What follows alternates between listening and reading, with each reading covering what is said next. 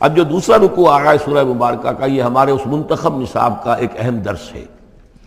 اور یہ منتخب نصاب کا پہلا حصہ ہے جو جامع اسباق، سورۃ العصر پھر آیت البر، تیسرا سبق یہ ہے، اس لیے کہ اس میں بھی وہ انسان کی نجات کے لیے جو چیزیں لازم ہیں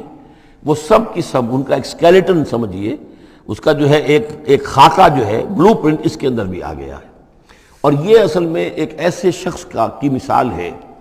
جو نہ خود نبی تھے نہ کسی نبی کے پیروکار تھے، لیکن وہی جو بات میں نے بارہا آپ سے عرض کی ہے کہ سلیم الطبع انسان، سلیم الفطرت انسان اور سلیم العقل انسان، فطرت کج نہ ہوئی ہو، پرورٹڈ نہ ہو،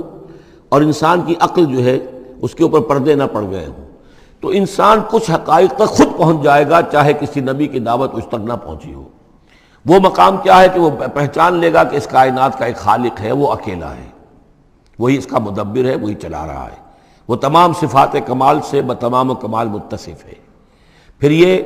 کہ اس نے جو ہمیں پیدا کیا ہے تو زندگی صرف یہ زندگی نہیں ہے بلکہ کوئی اور زندگی بھی ہوگی، اس کے پاس لوٹنا بھی ہوگا، ہم اس کی طرف جائیں گے اور پھر ہمیں اپنے اعمال کا محاسبہ وہاں پر فیس کرنا ہوگا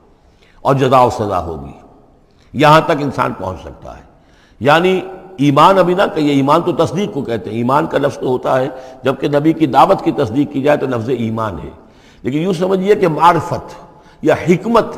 معرفت اور حکمت کے یہ دو سٹیشنز ایسے ہیں کہ جس تک انسان پہنچ جاتا ہے بغیر وحی کے رہنمائی کے، اگر اس کی فطرت سلیم ہے، اس کی عقل سلیم ہے۔ اس کے بعد وہ سوال کرتا ہے، یہی میں نے سورہ فاتحہ میں آپ کو بتایا تھا کہ سورہ فاتحہ دعا ہے، لیکن کس شخص کی دعا ہے؟ عام آدمی کی دعا نہیں ہے، وہ ہمیں تلقین تو کی گئی ہے، نماز میں ہم وہی پڑھتے ہیں، لیکن اس میں پیش نظر کیا ہے کہ ایک شخص جو اپنی سلامتی طبع، سلامتی فطرت، سلامتی عقل سے یہاں تک تو پہنچ گیا کہ الحمدللہ رب العالمین الرحمن الرحیم مالک یوم الدین ایاک نعبد، یہاں تک تو وہ پہنچ گیا ہے۔ اے رب پھر تیری ہی بندگی کرنی چاہیے، تیری ہی مرضی پر چلنا چاہیے، لیکن تیری مرضی کس شے میں ہے یہ ہمیں معلوم نہیں، تو کس چیز سے راضی ہوتا ہے، کس سے ناراض ہوتا ہے یہ ہمیں معلوم نہیں، تیری بندگی کیسے کریں یہ ہمیں معلوم نہیں۔ تو اس سے آگے پھر ہے وہ جو اہدنا الصراط المستقیم، ایاک نعبد و ایاک نستعین اہدنا الصراط المستقیم۔ تو ایسی ایک شخصیت تھی حضرت لقمان کی، جہاں تک روایات ہیں ان سے معلوم ہوتا ہے کہ یہ حبشی النسل تھے۔ نوبیا ایک جگہ ہے کہ جو سوڈان اور یوں سمجھیے کہ مصر کے تقریباً درمیان یا سرحد پر ہے، وہاں یہ رہتے تھے اور کارپینٹر تھے، لیکن یہ کہ اللہ تعالیٰ ذہانت جس کو بھی چاہے دے دے، لیکن ان کے اندر اللہ تعالیٰ نے وہ ذہانت بھی دی تھی، اور وہ سلامتی فکر، سلامتی عقل، سلامتی فطرت، سلامتی قلب، اس کے نتیجے میں وہ اس چیز تک پہنچ گئے تھے، توحید تک۔ اور اس کے ساتھ ہی یہ ہے کہ اعمال انسان کے جو ہیں وہ ضائع جانے والے نہیں ہیں، ان کا کوئی نہ کوئی بدلہ مل کر رہے گا۔ باقی یہ کہ جو چیزیں وہی سے معلوم ہوتی ہے، جنت دوزخ، وہ تو ان کے تذکرہ نہیں ملے گا اس کے اندر، جو چیزیں، اور کسی رسول کا تذکرہ بھی نہیں ملے گا، اس لیے کہ وہ کسی رسول کے امتی ہوتے تو تذکرہ کرتے۔ یہاں انہوں نے جو اپنی ایک حکیم اور دانا انسان نے اپنے ساری عمر کے سوچ کا جو لب لباب ہے، خلاصہ ہے، حاصل ہے، وہ اپنے بیٹے کو اپنے انتقال کے وقت وصیت کی شکل میں منتقل کیا ہے، اور اس کو اللہ تعالیٰ نے قرآن میں نقل کر دیا، کیونکہ ان کے اقوال کوٹ کیے جاتے تھے۔ جیسے ہم وہ تقریر کرتے ہیں تو کبھی علامہ اقبال کا حوالہ دیتے ہیں، ان کا شعر کوٹ کر دیتے ہیں، کبھی کسی اور کا، تو یہ بھی اصل میں عرب میں خطباء اور شعراء جانتے تھے کہ یہ لقمان جو ہیں یہ بہت ہی حکیم اور دانا انسان تھے، اور ان کے اقوال جو ہیں کوٹ کیے جاتے تھے اشعار میں بھی اور خطبات میں بھی۔ تو اللہ نے بتایا کہ دیکھو یہ لقمان بھی جو اپنی سلامتی طبع اور سلامتی فکر کی وجہ سے جہاں تک پہنچا، وہ وہی اصول ہے کہ جن کی طرف محمد تمہیں دعوت دے رہے ہیں صلی اللہ علیہ وسلم۔ وَلَقَدْ آتَيْنَا لُقْمَانَ الْحِكْمَةَ، اور ہم نے لقمان کو دانائی عطا کی۔ دانائی کا نتیجہ کیا تھا؟ انشکر للہ، کہ شکر کرو اللہ کا۔ دانائی کا تقاضا، فطرت کی سلامتی کا تقاضا کیا ہے؟ جو بھی آپ کے ساتھ بھلائی کرے اس کے لیے ایک احسان مندی کے جذبات آپ میں پیدا ہونے چاہیے۔ اگر نہیں ہو رہا ہے تو فطرت جو ہے پرورٹڈ ہے، بس ہو گئی، جو بھی بھلائی کرے۔ اور عقل کا تقاضا کیا ہے کہ اصل جو ہے منعم اس کو پہچان لیا جائے، اور وہ اللہ ہے۔ تو نتیجہ کیا نکلے گا؟ وہ سلامتی طبع جمع سلامتی عقل، تو اللہ کو پہچان لیا جائے اور کہا جائے الحمدللہ، جہاں سے قرآن مجید شروع ہوتا ہے۔ انشکر للہ، کہ شکر کرو اللہ کا۔ ومن یشکر فانما یشکر لنفسہ، جو کوئی بھی شکر کرتا ہے تو وہ شکر کرتا ہے اپنے ہی بھلے کے لیے، اپنے ہی فائدے کے لیے۔ ومن کفر فان اللہ غنی حمید، اور جو کفران نعمت کرتا ہے، ناشکری کرتا ہے، تو اللہ تو غنی اور حمید ہے۔ وَإِذْ قَالَ لُقْمَانُ لِابْنِهِ، اب یہاں سے حضرت لقمان کی وہ نصیحتیں ہیں جو انہوں نے اپنے بیٹے کو کی ہیں، یہاں مذکور نہیں ہے، لیکن مراد یہی ہے کہ انتقال کے وقت، جیسے کہ کوئی شخص دولت مند ہے تو وہ اپنے انتقال کے وقت اپنے بیٹوں کو، یا اگر بیٹا ایک ہی ہے تو اسے بتائے گا کس سے لینا ہے، کس کو دینا ہے، کیا حساب کتاب ہے، کہاں کہاں میرے ایسٹس ہیں، کوئی دفینہ ہے تو بھی بتائے گا کہ میرا وہاں فلاں جگہ پر دولت دفن ہے۔ ایک حکیم انسان کے پاس اصل شے اس کی ساری عمر کے غور و فکر کا جو حاصل ہے کہ میں نے جو کچھ سوچا ہے، میں نے جو کچھ بھی حاصل کیا ہے اپنی فطرت سلیمہ اور عقل سلیم کی رہنمائی میں، وہ میں تمہیں منتقل کر رہا ہوں۔ وَإِذْ قَالَ لُقْمَانُ لِابْنِهِ وَهُوَ يَعِظُهُ، یاد کرو جب کہ کہا لقمان نے اپنے بیٹے سے اور وہ اسے نصیحت کر رہے تھے، یا بنی لا تشرک باللہ، نمبر ایک اللہ کے ساتھ شرک مت کیجو، ان الشرک لظلم عظیم، یقیناً شرک بہت بڑا ظلم ہے، بہت بڑا ظلم ہے، سب سے بڑی ناانصافی۔ عربی زبان میں ظلم کہتے ہیں وضع الشیء فی غیر محلہ، کسی شے کو ہٹا کر اس کے اصل مقام سے ہٹا کر کہیں اور رکھ دینا، یہ ظلم ہے۔ اللہ خالق ہے تنہا، باقی سب مخلوق ہیں، اب آپ نے مخلوق میں سے کسی کو اللہ کے برابر کر دیا، یا اللہ کو کسی اعتبار سے گرا کر مخلوق کے سب میں لا کے کھڑا کر دیا، تو اس سے بڑا شرک، اس سے بڑی ظلم، اس سے بڑی ناانصافی، اس سے بڑا ظلم کوئی نہیں۔ وَإِذْ قَالَ لُقْمَانُ لِابْنِهِ وَهُوَ يَعِظُهُ يَا بُنَيَّ لَا تُشْرِكْ بِاللَّهِ إِنَّ الشِّرْكَ لَظُلْمٌ عَظِيمٌ، اور اس کے بعد فوراً ہی اللہ تعالیٰ نے اپنی طرف سے ایک بات ایڈ کی ہے۔ یہ چوتھا مقام آ گیا ہے کہ جہاں اللہ کے حق کے فوراً بعد والدین کا حق۔ ظاہر بات ہے کہ حضرت لقمان کو یہ بات کچھ یعنی مناسب نہیں معلوم ہوئی کہ وہ اپنا حق بھی بیان کریں، لہذا اس کی تکمیل کر دی ہے اللہ تعالیٰ نے۔ وَوَصَّيْنَا الْإِنسَانَ بِوَالِدَيْهِ، اور ہم نے وصیت کی انسان کو اس کے والدین کے بارے میں، اور والدین میں سے بھی خاص طور پر والدہ، اس لیے کہ زیادہ مشقت وہ جھیلتی ہے،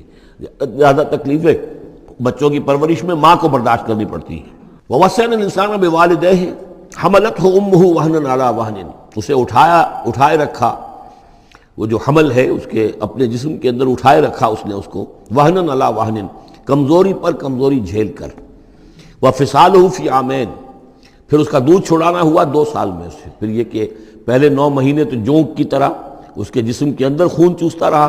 اور اس کے بعد پھر جو ہے دودھ اس کا جو ہے پیا ہے تو وہ بھی اس کی توانائیاں اور اس کی قوت ہی ہے کہ جو دودھ کی شکل میں اس کے لیے غذا بنی ہے۔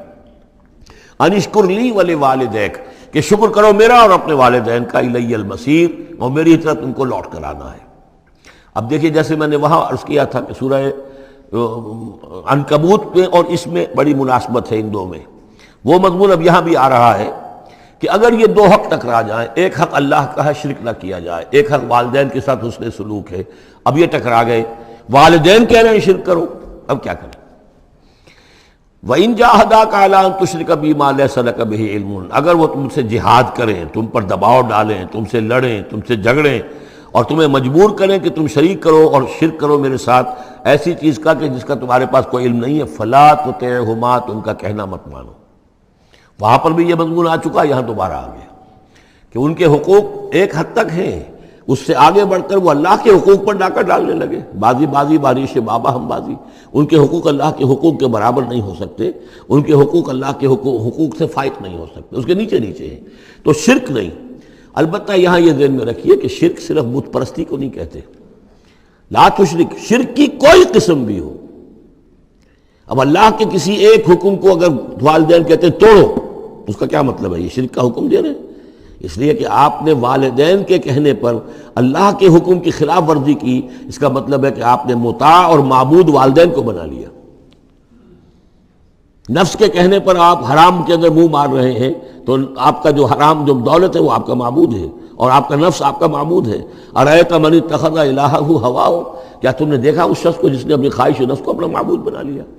تو شرک کا مفہوم جو ہے اس کا پورا وسیع مفہوم، اور جیسا کہ اس سے پہلے بھی تذکرہ ہو چکا ہے، اس پر الحمدللہ کہ میں نے تقریباً 20 سال پرانی بات ہے یہ کہ میں نے اقسام حقیقت و اقسام شرک پر 6 گھنٹے کے کیسٹس جو ہیں میرے وہ ریکارڈڈ ہیں اور موجود ہیں۔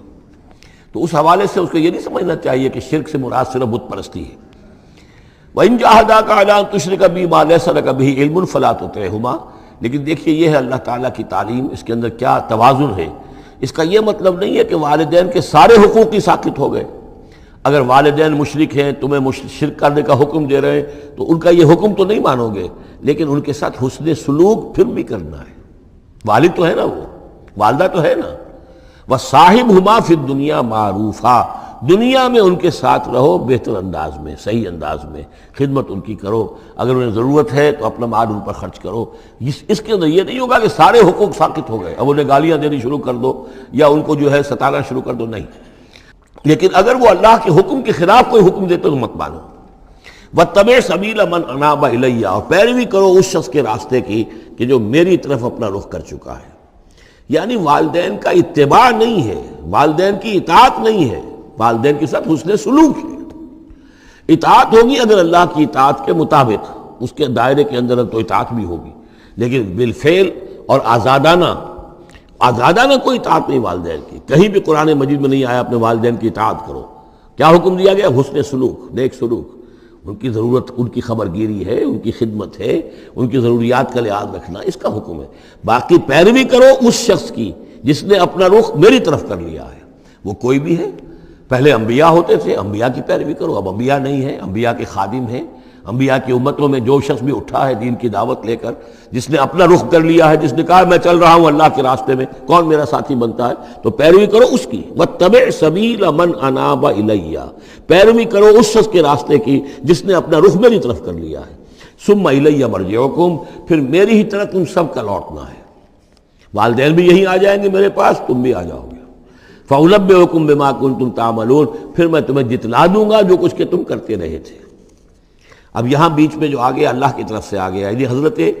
لقمان کی نصیحت صرف ابھی ایک آئی تھی، یا بنی لا تشرک باللہ ان الشرک لظلم عظیم، اے میرے بچے شرک مت کرنا اللہ کے ساتھ، اس لیے کہ شرک جو ہے بہت بڑا ظلم ہے، بہت بڑی ناانصافی ہے۔ دوسری وصیت ان کی کیا ہے؟ یا بنی انہا ان تک مثقال حبۃ من خردل فتکن فی صخرۃ او فی السماوات او فی الارض یأت بها اللہ ان اللہ لطیف خبیر، اے میرے بچے عمل، خواہ وہ نیکی کا ہو خواہ بدی کا ہو، انہا، ہا کی ضمیر ہے عمل کی طرف، عمل خواہ ایک رائی کے دانے کے ہم وزن ہو۔ اب یہ سب سے چھوٹی چیز، رائی کا دانہ، فتیلہ، نقیرہ، یہ تین چیزیں آتی ہیں قرآن مجید میں عام طور پر چھوٹی شے کے لیے، لا یظلمون فتیلہ، لا یظلمون نقیرہ، اور یہ کہ رائی کا دانہ، رائی کا دانہ بہت چھوٹا، تو چاہے وہ نیکی یا بدی ہو رائی کے دانے کے ہم وزن۔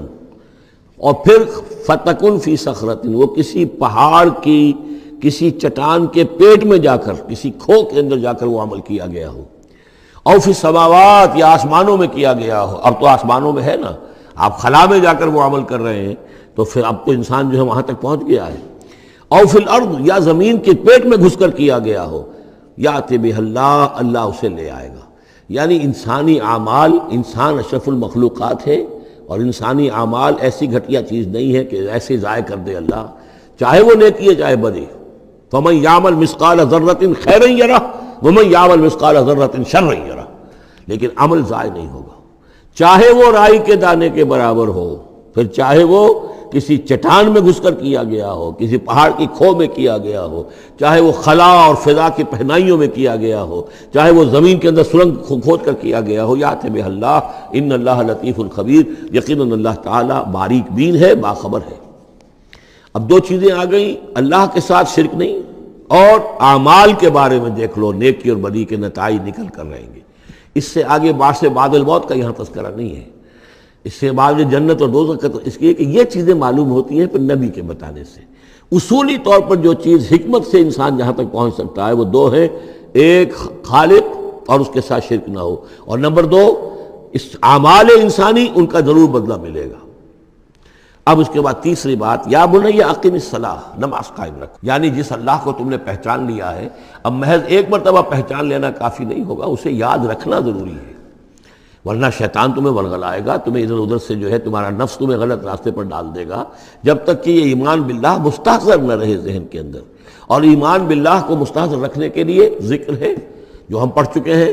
اتل ما اوحی الیک من الکتاب واقم الصلاۃ ان الصلاۃ تنہی عن الفحشاء والمنکر۔ لہذا اب نماز کون سی تھی وہ ہم نہیں جانتے، لیکن کوئی ذریعہ ایسا ہونا چاہیے کہ تم اللہ کو یاد کیا کرو۔ یا بنی اقم الصلاۃ، اور نمبر 4 وَأَمُرْ بِالْمَعْرُوفِ وَانْهَ عَنِ الْمُنْكَرِ، اور نیکی کا حکم دو اور بدی سے روکو۔ یہ بھی تمہاری ذمہ داریوں میں سے ہے، یہ بھی انسان کی، یوں سمجھیے کہ اس کی انسانیت، اس کی شرافت، اس کی مروت کا تقاضا ہے کہ وہ اپنے جو ابنائے نو ہیں، جو بھی انسان ہیں، ان کی بھلائی کے لیے کوشاں ہوں، اور سب سے بڑی بھلائی ان کی اور سب سے بڑی خدمت یہی ہے کہ انہیں برائیوں سے روکا جائے اور بھلائیوں کی دعوت دی جائے۔ وَاصْبِرْ عَلَىٰ مَا أَصَابَكَ، اور یہ بھی جان لو کہ اگر یہ امر بالمعروف و نہی عن المنکر کرو گے تو تکلیفیں آئیں گی، مصیبت آئیں گی۔ پسند تو کسی کو نہیں ہے کہ آپ اس پر تنقید کریں۔ اگر آپ کسی بچے کو بھی سڑک پر کھیل رہا ہو، گلی میں کھیل رہا ہو، اگر آپ اس سے کہہ دیں کہ بیٹے یہ کوئی کرکٹ کھیلنے کی جگہ نہیں ہے، کسی کی گاڑی کا شیشہ توڑو گے تم، تو آپ دیکھ لیجئے پھر کیا آپ کا وہ اس کو کیا جواب دے گا آپ کو۔ اسی لیے آپ بولتے ہی نہیں ہیں کہ اپنی عزت لے کر وہاں سے نکل جائیں۔ تو کسی کو بھی نصیحت پسند نہیں ہے، حق کڑوا ہے، لہذا آپ اگر حق کہنا ہے اور نصیحت کرنی ہے تو پھر تیار رہو کہ وہ ممکن ہے تمہیں پلٹ کر گالی دے دے، وہ کہے کہ تم پہلے ذرا اپنے دامن کو دیکھو تمہارے کتنے دھبے ہیں۔ اب جو بھی ہو برداشت کرو، اور اگر کوئی بڑی بات ہے، اگر فرعون کے سامنے جا کر حق کہو گے تو وہ تو کہے گا کہ میں تمہیں جیل میں ڈالوں گا۔ تو اس طریقے سے یہ وَاصْبِرْ عَلَىٰ مَا أَصَابَكَ، پھر جو شے بھی تم پر آئے اس پر صبر کرو، إِنَّ ذَلِكَ مِنْ عَزْمِ الْأُمُورِ، یقیناً یہ چیزیں ہیں جو بڑی ہمت کے کاموں میں سے۔ گویا کہ وہ چاروں چیزیں اس میں آ گئیں، وَالْعَصْرِ إِنَّ الْإِنسَانَ لَفِي خُسْرٍ إِلَّا الَّذِينَ آمَنُوا وَعَمِلُوا الصَّالِحَاتِ وَتَوَاصَوْا بِالْحَقِّ وَتَوَاصَوْا بِالصَّبْرِ۔ یہاں اصطلاحات ذرا علیحدہ ہو گئی، تواصی کی بجائے امر بالمعروف نہی عن المنکر آ گیا، صبر جو کا تو ہے۔ باقی ایمان اور وہ تمام چیزیں، اعمال صالحہ میں سے نماز آ گئی، والدین کے ساتھ حسن سلوک آ گیا۔ آخری دو آیتیں ہیں وَلَا تُصَعِّرْ خَدَّكَ لِلنَّاسِ، اور دیکھو اپنے گالوں کو پھلا کر مت رکھو لوگوں کے سامنے، یعنی تکبر اور غرور، اس انداز میں رہنا۔ وَلَا تَمْشِ فِي الْأَرْضِ مَرَحًا، اور تم زمین میں اکڑ کر نہ چلو۔ ان اللہ لا يحب كل مختال فخور، یقیناً اللہ تعالیٰ کو جو اکڑنے والے ہیں، اور یہ مختال بنا ہے خیل سے، خیل کہتے ہیں گھوڑے کو، گھوڑے کی چال میں ایک تمکنت ہوتی ہے، تو جب انسان بھی بڑی تمکنت کے ساتھ چلتا ہے تو وہ گویا کہ اختیال بن گیا۔ لا يحب كل مختال فخور، شیخی کھوڑے، فخر کرنے والے، اکڑنے والے اللہ کو پسند نہیں ہے۔ یہ مضمون سورہ بنی اسرائیل میں بھی آ چکا ہے۔ وَلَا تَمْشِ فِي الْأَرْضِ مَرَحًا إِنَّكَ لَن تَخْرِقَ الْأَرْضَ وَلَن تَبْلُغَ الْجِبَالَ طُولًا، تم کتنا ہی پاؤں مار کر چلو ہماری زمین کو پھاڑ نہیں سکتے، اور کتنی گردن اکڑا لو، اونچے ہو جاؤ، سینہ تان لو اور اوپر ترا بھی چڑھا لو، لیکن یہ کہ تم پہاڑوں کی اونچائی تک نہیں پہنچ سکتے۔ آخری بات فرمائی وَاقْصِدْ فِي مَشْيِكَ، اپنی چال میں میانہ روی اختیار کرو۔ یہ میانہ روی ہر اعتبار سے، چال میں بھی، خرچ میں بھی۔ وَالَّذِينَ إِذَا أَنفَقُوا لَمْ يُسْرِفُوا وَلَمْ يَقْتُرُوا وَكَانَ بَيْنَ ذَلِكَ قَوَامًا، یہ ایک میچور شخصیت کا کہ اس کے اندر ہر اعتبار سے معلوم توازن ہو، انتہا پسندی کسی بھی اعتبار سے نہ ہو۔ وَاقْصِدْ فِي مَشْيِكَ وَاغْضُضْ مِنْ صَوْتِكَ، اور اپنی آواز کو پست رکھو۔ اس کا مطلب کیا ہے کہ کہیں کوئی آرگومنٹ ہے، کہ جھگڑا ہو گیا ہے، تو آواز کو بلند کرنے کی کوشش نہ کرو، بات اپنی کرو۔ عام طور پر یہ ہوتا ہے کہ جب آدمی دیکھتا ہے کہ میری دلیل تو کمزور پڑ گئی، تو پھر وہ اپنی آواز کی والیوم بڑھا کر کوشش کرتا ہے کہ کمپنسیٹ کرے کہ دلیل عقلی اعتبار سے تو کمزور ہے لیکن میری آواز جو ہے وہ اس کے اندر وزن پیدا کر دے۔ وَلَا وَاغْضُضْ مِنْ صَوْتِكَ، اور دیکھو إِنَّ أَنْكَرَ الْأَصْوَاتِ لَصَوْتُ الْحَمِيرِ، آواز جو گدھے کی ہوتی ہے وہ ڈھیچو ڈھیچو جب کرتا ہے تو بلند تو وہ بہت ہوتی ہے، لیکن کس قدر ناپسندیدہ آواز ہے، کتنی ناپسندیدہ آواز ہے۔ تو آواز کی بلندی کوئی حسن نہیں ہے، اصل تو یہ شے ہے کہ آپ جو بات کہیں وہ وزنی ہو، وہ دلیل کے ساتھ ہو، اور وہ آپ اپنی بات کو منوا سکیں اس کے حوالے سے۔ تو یہ ہے 8 آیات پر مشتمل جو رکوع ہے، یہ دوسرا رکوع سورہ مبارکہ کا، یہ ہمارے اس منتخب نصاب کا تیسرا سبق ہے۔ بارک اللہ لی و لکم فی القرآن العظیم ونفعنی وإیاکم بالآیات والذکر الحکیم۔